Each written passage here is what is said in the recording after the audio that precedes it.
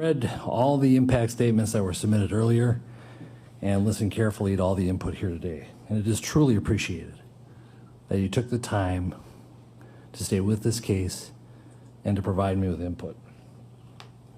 I have reviewed the pre-sentence investigation and carefully considered all the facts of the case and the law, but my comments are actually going to be very brief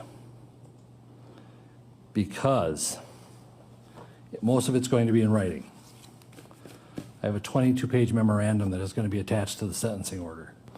And why am I doing it in writing?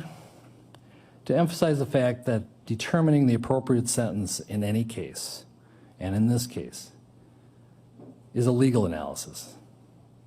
It's applying the rule of law to the facts of an individual and specific case.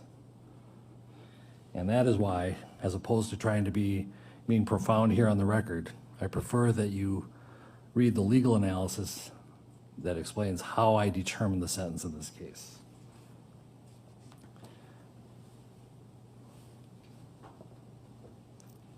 What the case is, or what the sentence is not based on, is emotion or sympathy. But at the same time, I want to acknowledge the deep and tremendous pain that all the families are feeling, especially the Floyd family. You have our sympathies. And I acknowledge and hear the pain that you are feeling.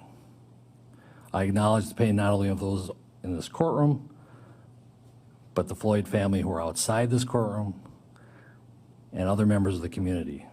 It has been painful throughout Hennepin County, throughout the state of Minnesota, and even the country.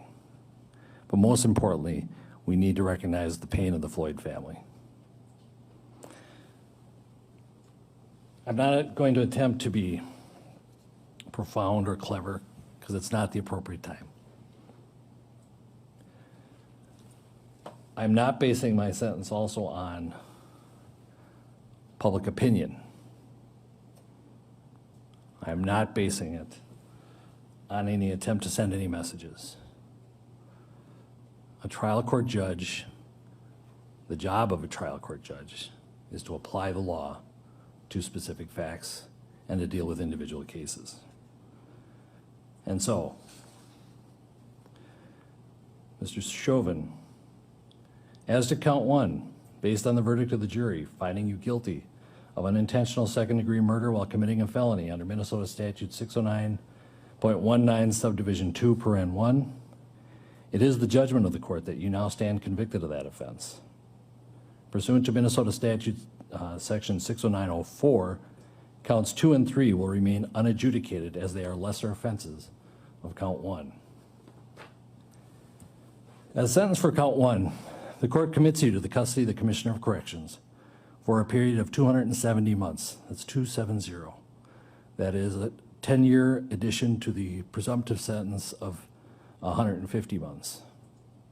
This is based on your abuse of a position of trust and authority, and also the particular cruelty shown to George Floyd. You are granted credit for 199 days already served. Pay the mandatory surcharge of $78 to be paid from prison wages. You're prohibited from possessing firearms, ammunition, or explosives for the remainder of your life. Provide a DNA sample as required by law. Register as a predatory offender as required by law. And then you will receive a copy of the order and also the attached memorandum explaining the court's analysis. Anything further from the state? If this needs to be said, we just ask that it be executed forthwith. Defendant is remanded to the custody of the sheriff to be transported back to the DOC or whichever custody is currently holding him. Anything from the defense? No, Your Honor. All right, thank you. We are adjourned.